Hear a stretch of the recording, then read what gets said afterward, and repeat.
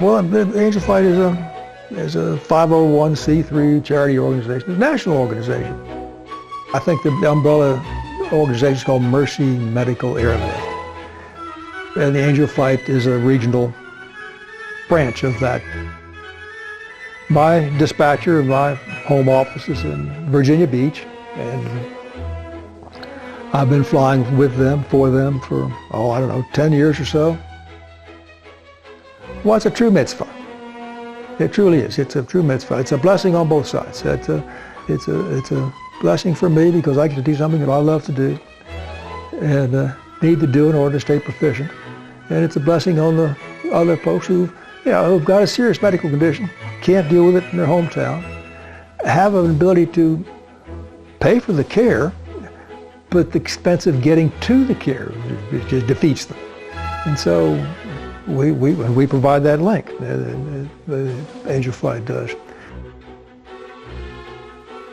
He was one of the, if not the most, certainly along with my parents, one of the most giving people that I have ever known in my life.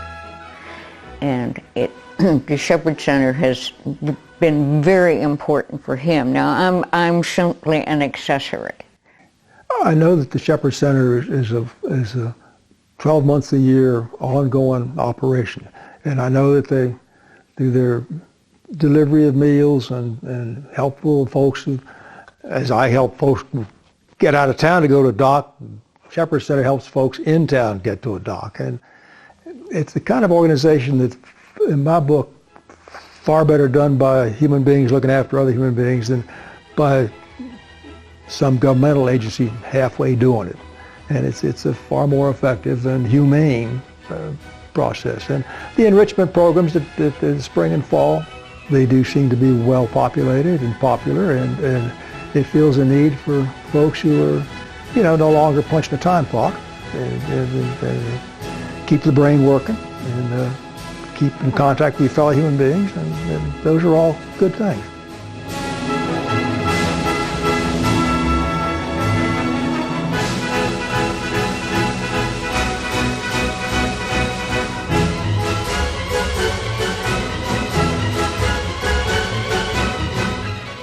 Well, Cleve Benedict really, really, really deserves that award.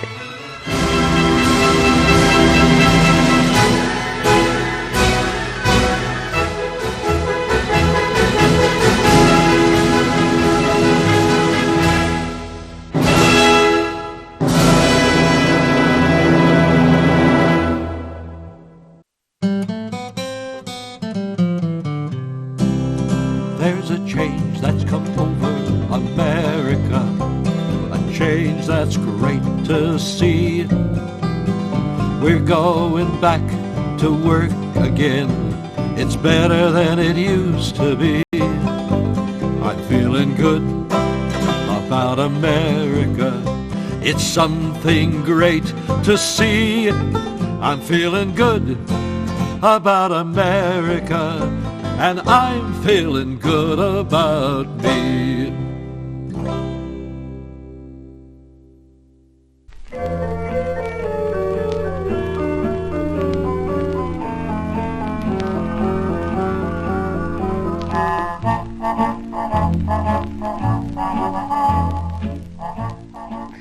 Well, I was the older son of Cooper and Laura Benedict. I was born in Harrisburg, Pennsylvania. I just kind of was dropped there, so to speak. They were passing through. I don't believe I lived there more than 3 months of my life. My dad was working in England in 1936, 37. From roughly that time on until I was 10, 11 years old, was in Cincinnati, Ohio. After 1946, my dad was back in England, restarting Thomas Headley, a local, the British or UK subsidiary of Procter & Gamble. And so we crossed over to England in May of 1946 and lived in a great big house in the north of England for, well, till I came back in the fall of 1948 to go to school. and they came back in the spring of 1949 to live here in Lewisburg, Greenbrier County, in this house. Education was at the Hill School in Pottstown, Pennsylvania, and then that famous ag school in New Jersey, Princeton University. My father's middle name was Proctor, Cooper Proctor Benedict.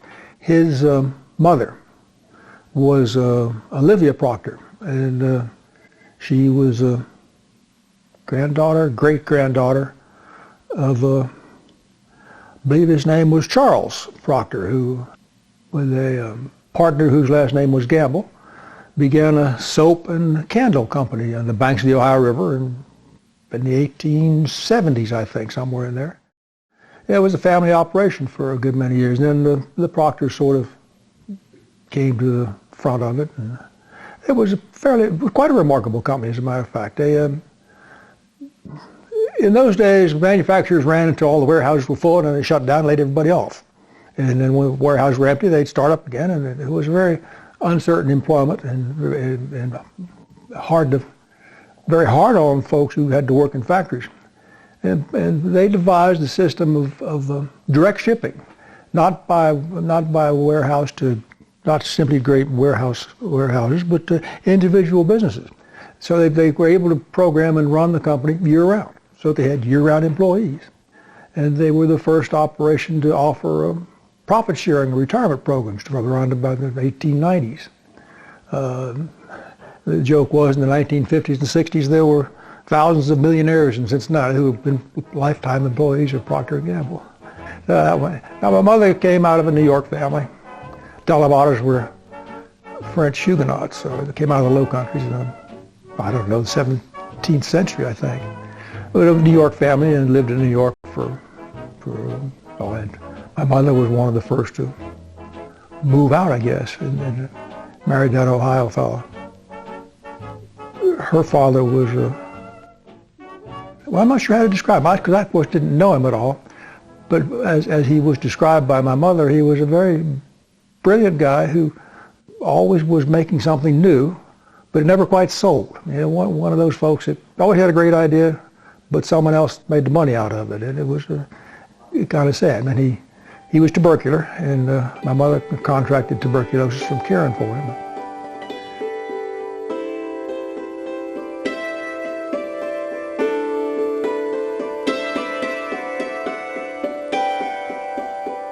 There were 12 children in my father's family and 8 in my mother's. Daddy was the next to the youngest, and his mother, I think, may have been the middle one. And she was, as many bright young women were in those days. She and 2 of her sisters were school teachers. And my father, his father was a South Carolinian who had been a bank president in South Carolina, and early in this century, or in the 19th century, the previous one had bought an old brick house up on a hill and 40 acres of apple orchard and an acre of vegetable garden, and had moved his family there. So Daddy grew up in Winchester, Virginia, in a great big old house that a woman from New York City, a Mrs. Tidball, had built in 1843. We found a letter from her to her son in New York City that had never gotten mailed behind a mantelpiece in the old house. And so that's how we knew about Mrs. Tidball. And of course, old houses creak. And at night as they sell them, that was just Miss Tidball checking to make sure everything was all right. We were never afraid of ghosts. So my brother and I sold vegetables in the summer. That's how we made our Christmas money and mad money. And you called and ordered, we picked and delivered. The high school I attended, Handley High School, was an endowed public high school. So I had 4 years of Latin in a public high school. I had chemistry and biology in a public high school. I had wonderful English courses. When I was growing up there, we had a prisoner of war camp during World War II. And there were white Russian prisoners and German prisoners, no Japanese. and you could hire some of them to work on your farm. And we had 40 acres of apple orchard, and we needed, some hired help. And I can remember we had two, a young white Russian who spoke no English at all, but he was a worker. He was a good one. But the one I called Angie spoke English. He was big, tall, rather handsome, dark-haired German. And that's where I learned to sprechen Sie Deutsch. And in college, I took 2 years of Spanish, and I took German. And I remember reading Im Westen nichts Neues, All Quiet on the Western Front, auf Deutsch. And he said, Herr Sullivan, big, tall Irish, said, do not translate it, just read it. And I thought, oh, sure. And then the tears are running down my face. They're being shelled, and they're screaming, the horses are being killed, and they're screaming, and I realized I'm reading it. I really am reading it without translating it. I was reading it auf Deutsch. And it would never have occurred to me to be interested in that language. I have had Latin, 4 years of Latin. I'm a Romance language person. And I took Spanish in college. But German was something different, and that's what I was looking for. And I found it. It was a very, very moving experience to be able to get your mind to accept something totally unfamiliar and enjoy doing it. My father had an older man at Proctor that, I guess, like a mentor, and that he had worked with and as a junior relationship, and that individual name was Ward Buchanan, and he used to vacation at the Greenbrier in the 1930s, and persuaded my father to vacation there one year in 1938, 39. And Mr. Buchanan was the age where he was starting to look toward retirement, and he liked the neighborhood. And so they bought here as partners. That's where the Ben Buck farm comes from, Benedict and Buchanan. And the plan was the older man was they each built a house and deeded themselves some 30-some acres around their house. And the plan was that the older gentleman, Mr. Buchanan, the house up the road, was going to be here full time and look after things and kind of be the partner in charge. And then my dad would come along in later years and he would take over. Well, the poor guy, they built that house in 1940, 41. He died in 1942 of a massive coronary. So, but anyway, my father then purchased his share, and so that's how we became the owners of Ben Buck Farm. I went to Hollins College near Roanoke, just outside Roanoke. Loved that. And I met Cleve Benedict on a blind date at a college neither of us attended.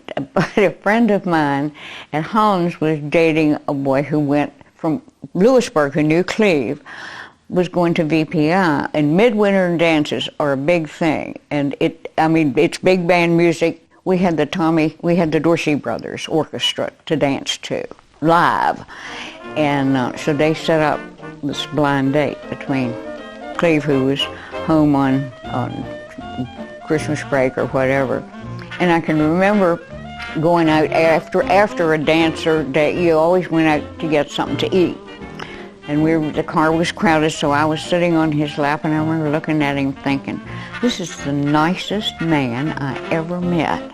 Someday I'm going to marry somebody just like him. Why not him?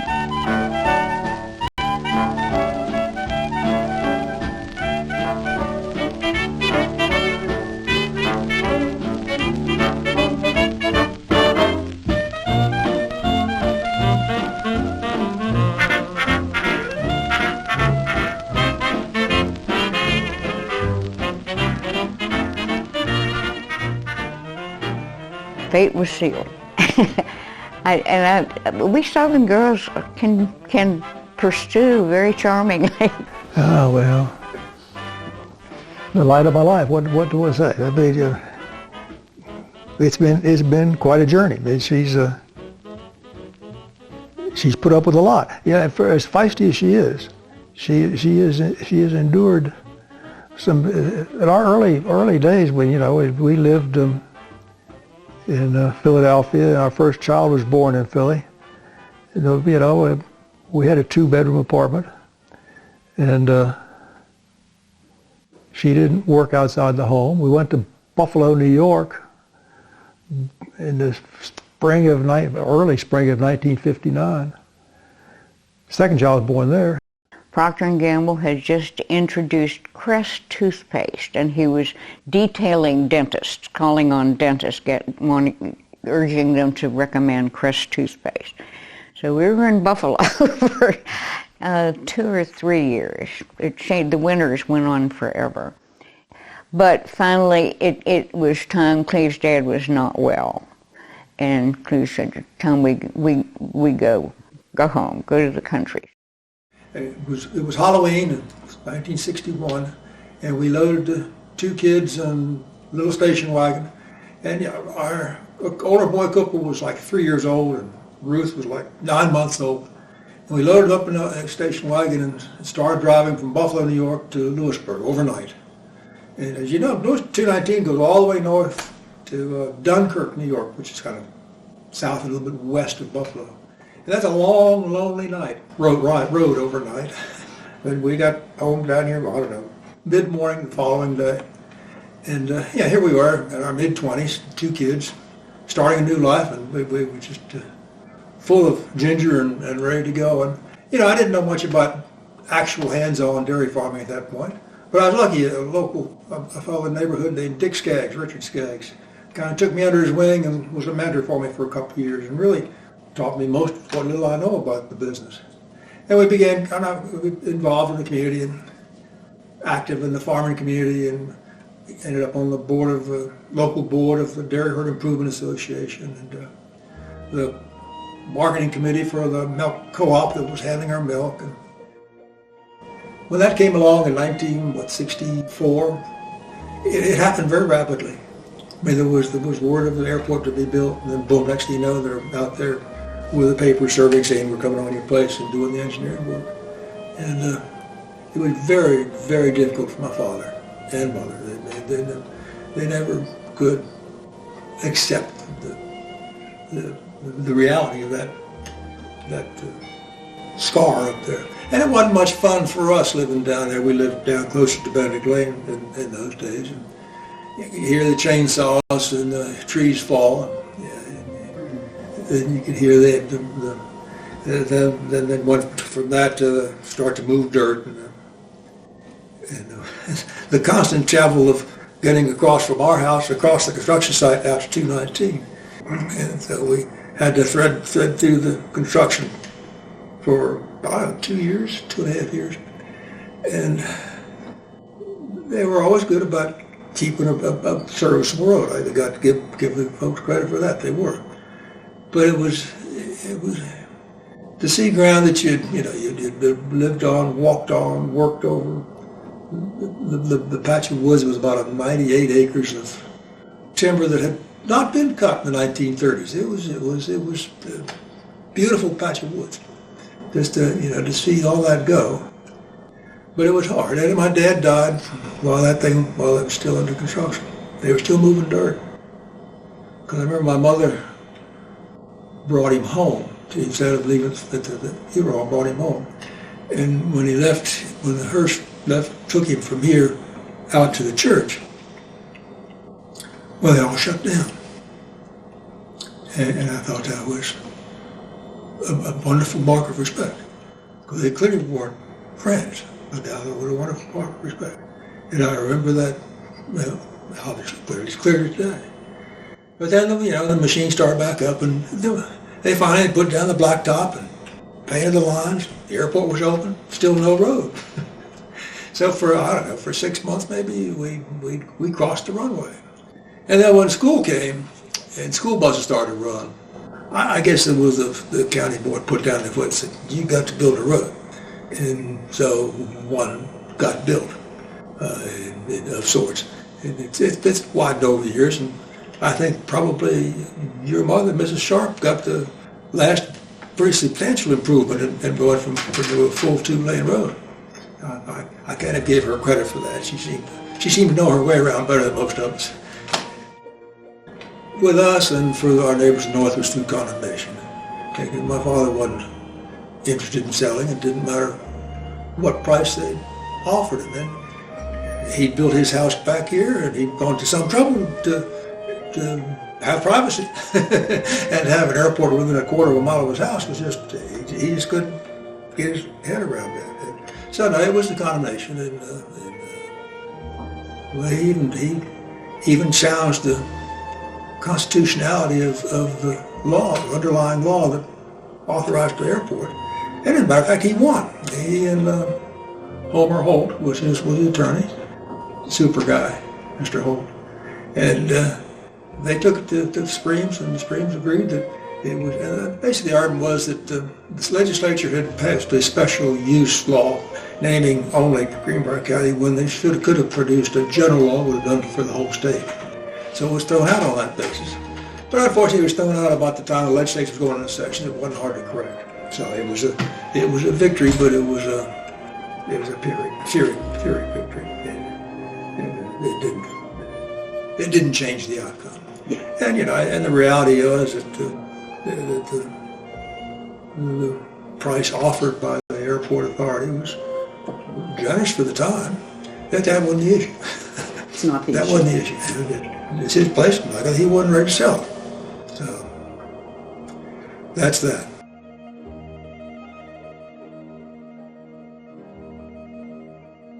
While this was going on, Ann kind of founded the Greenbrier Valley Theater down there on the river with another like-minded group with a tent there in a field belonging to the Snyders. I am one of the Snyders of the corporation charter for Greenbrier Valley Theater, and I'm a professional actor, a member of Actors Equity. I'm retired now, and I get a pension check, which surprised me like anything when that showed up.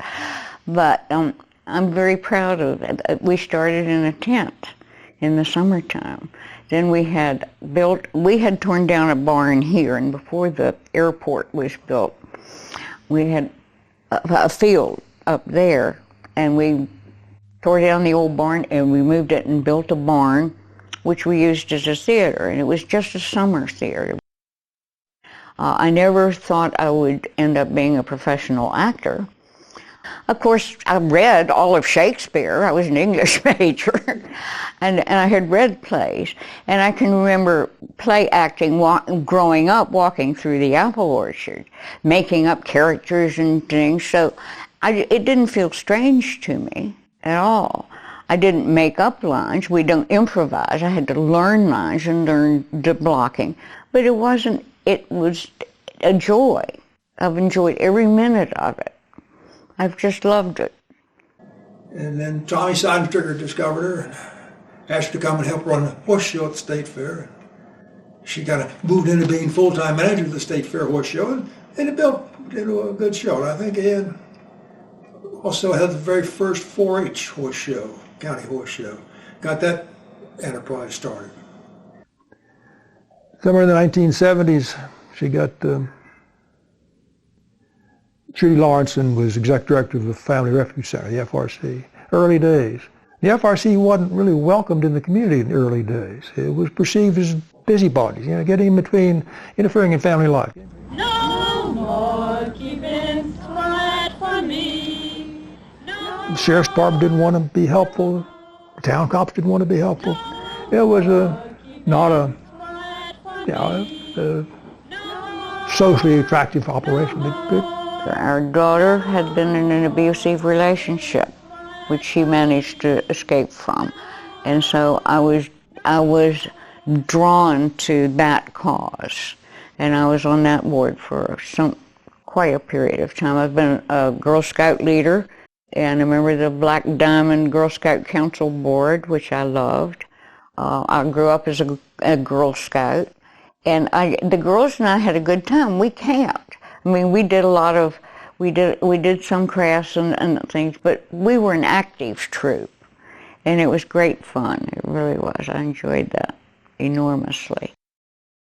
Ended up working for Governor Moore in his administration. He invited me to be chairman of the Probation and Parole Board, which is for the adult system. In that 1974, life was much simpler in 1974 than it is now, and we were 3 amateurs on the parole board, and we would have the hearings of folks who were eligible, and we'd make that life or death decision for them, whether they could go and sin no more, my son, or stay around. And they're people just like you and me, and you think that they're, for the grace of God, go I. It's just, and you sit and listen to their stories, and you think, wow. And some of them, you know, that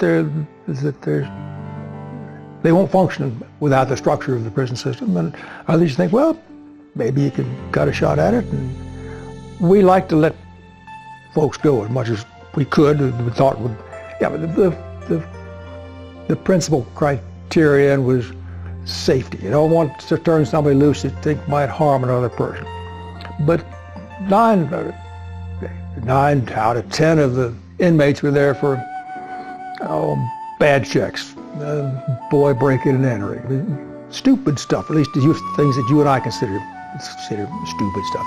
Don't do that anymore. You know? And part of our job was having hearings at the jails for the folks who had been on parole and not behaved themselves, and you have to decide whether to give them another shot or take them back to prison. But I'm glad I didn't do it for more than a year. I mean, I got cussed out more than once, and you get tears, and there's a whole range of human emotions across that table, and it was quite an experience. It truly was. A year and a half or thereabouts after that, there was a vacancy in the Commissioner of Finance and Administration in the government, which is kind of the state's controller, fiscal officer, in charge of the general revenue budget.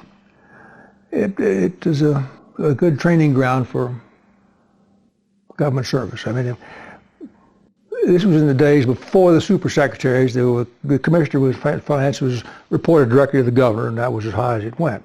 And we had the budget for the revenue. We did state purchasing. We had building and grounds, and swept the halls and polished the brass. I had that job until change of administration in January 1977. I'd even been responsible for building the stands for the inauguration of Governor Rockefeller. Kind of like building your own gallows, so to speak. I remember watching that being constructed. Because, of course, my job ended from the day he walked in. While some on rights and some on wrongs prefer their own reflections, the people's rights demand our song, the right of free elections. Law and order be the state with freedom and protection. All stand by the ballot box for fair and free elections. Became state chairman of the Republican Executive Committee. Was recruiting candidates one year to run for Congress in different offices. I was working hard on a candidate for the 2nd District, which is this part of the state. And I think we had a very positive guy, would have been a really good candidate. But he kept coming back with another demand. Well, if he can do this. Well, if he can do that. He always had something else. And I finally got to the point, I thought to myself, if I can do all that, I just well run myself. And so I did. And my experience is that, it didn't make a grade that time, but we got fairly close.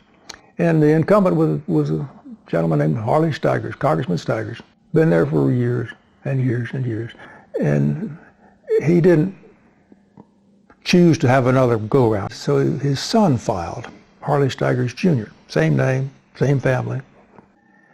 And but what happened there was that it's been so long since the office had been open, there were Democrats all over the state who thought they ought to be the congressman.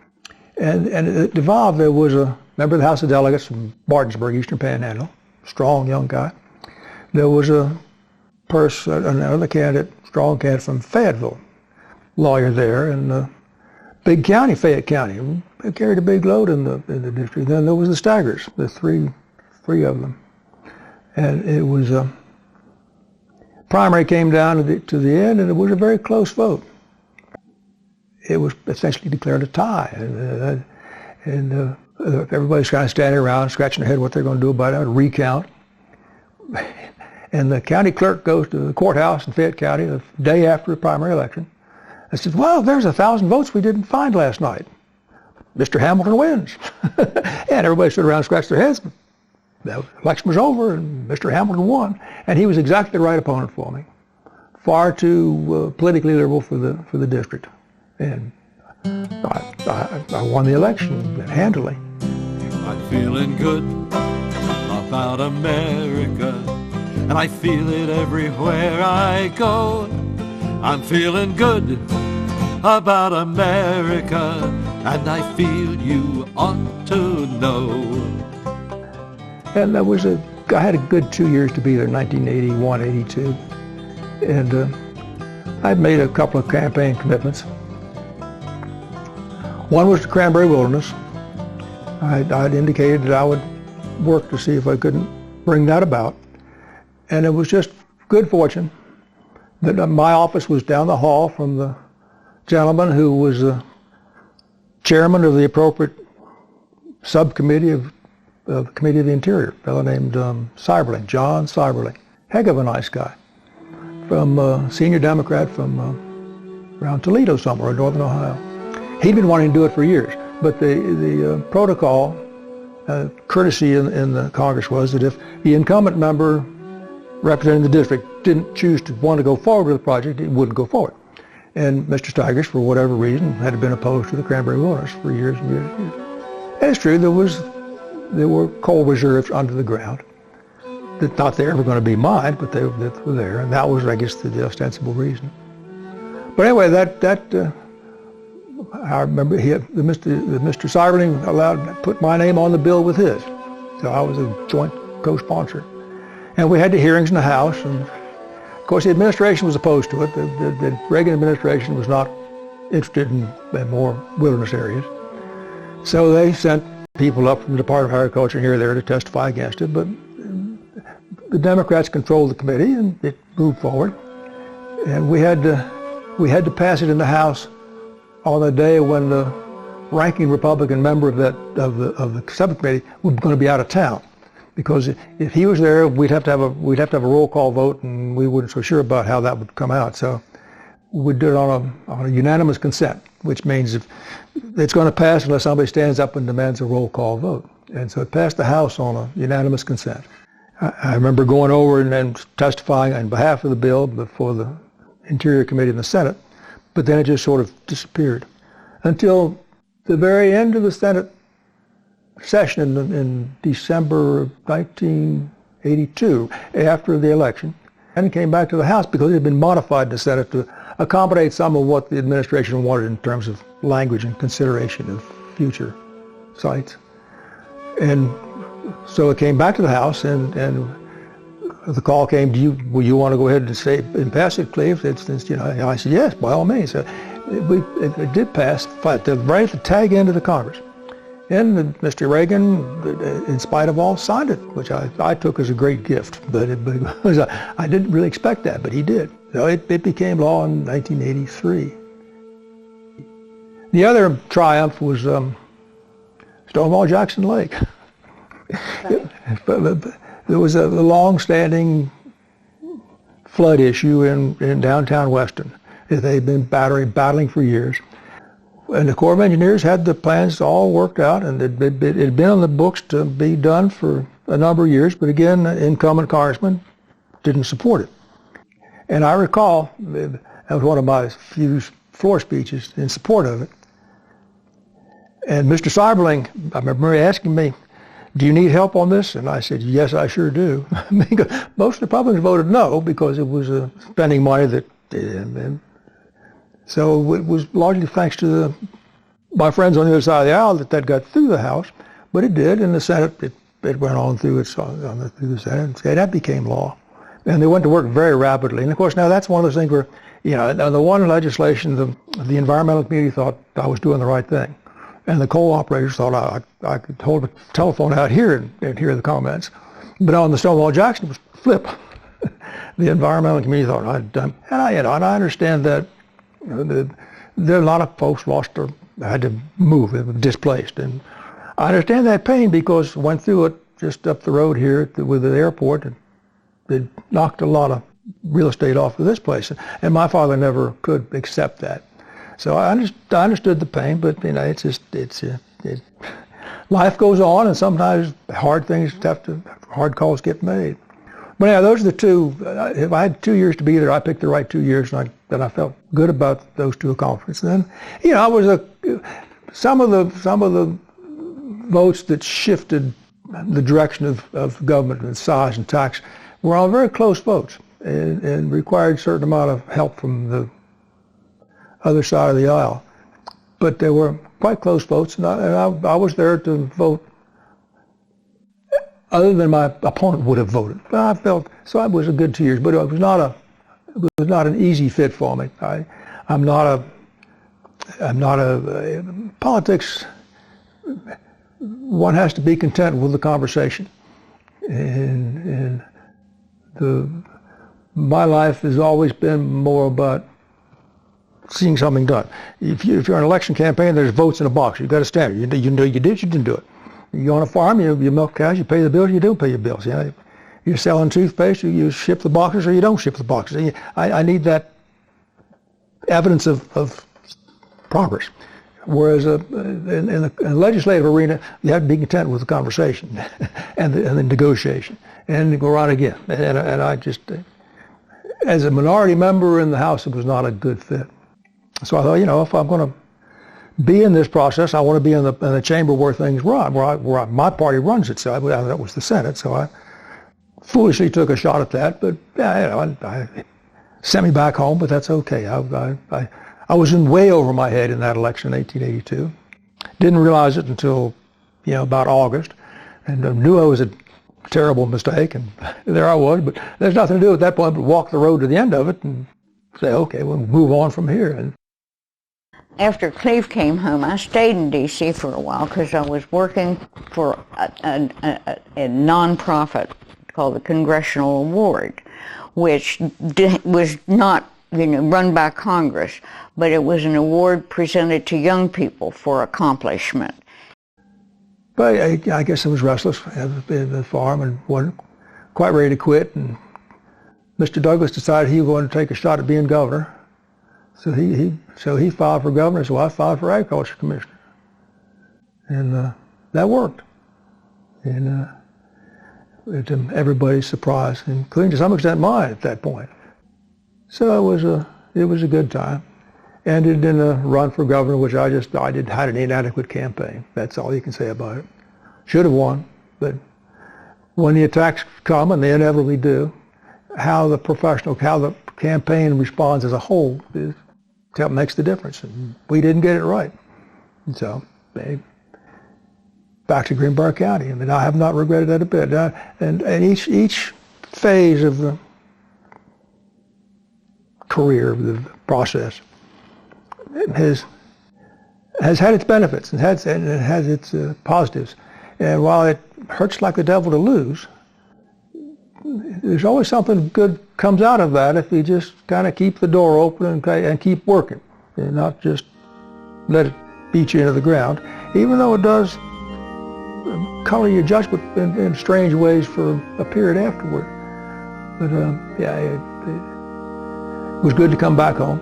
Sing praise to God who reigns above, the God of all creation, the God of power, the God of love, the God of our salvation. And I grew up in a very old Episcopal church in Winchester, Virginia, founded by Thomas Lord Fairfax, who most of Winchester was a land grant from the king, and Thomas Lord Fairfax's coffin, he is interred in the undercroft of Christ Church, Winchester. Cleve also grew up as an Episcopalian, so that there was no conflict there at all. We started going to St. James because that was was expected. I mean, we participated. My grandfather was an Episcopal priest, and father was, and so it was a small church, a much smaller church in those days. Ann was the first woman to be elected to the vestry, and the ground didn't shiver particularly hard, and life didn't end as we knew it. And went on. I think she became the first senior warden. And the senior warden in the Episcopal Church is kind of the rector's warden. They're the go-between between the clergy and the congregation and the clergy. And she was the first female to hold that job. So she's a bit of a pioneer. She tells you the story of Bob Leggett and the GVT. Well, she's the one who had the gumption to pick up the phone and call Bob Leggett. Not anybody else on the board. She did. It was just a summer theater. But we could not survive that way with having to import actors. We needed a home. In that Leggett building, it sat there, and we had hired Kathy Sawyer as our artistic director. We had an office on the 3rd floor in Carnegie Hall. But that's not a good performance space for theater, for music and for other things, but it didn't satisfy what we needed. And the Leggett building had sat empty on Main Street for quite some time, so I called Bob Leggett in Lynchburg, and it was 50,000 square feet. I knew the dimensions of the building on 3 floors. No, 2 floors, a basement and then the big floor. And I said, what are you asking for that empty store in Lewisburg, West Virginia? And he said, I don't know, make me an offer. 50,000 square feet. I said, $100,000. He said, sold. And she and Bob Leggett closed the deal. And she wasn't afraid of sticking her neck out and taking a risk. Well, somebody had to kind of just grab hold and say, let's do this. And I've always kind of been that sort of, let's do it. Just quit talking about it and do it. So I went in to Carnegie Hall. It was Kathy's birthday. And I walked up to the 3rd floor to her offices and said, happy birthday, Kathy. I bought us a building. You did what? So I told her, and we borrowed the money to pay for it. We paid off buying the building fairly rapidly. But, of course, then we had to turn a department store into a theater, and it works wonderfully.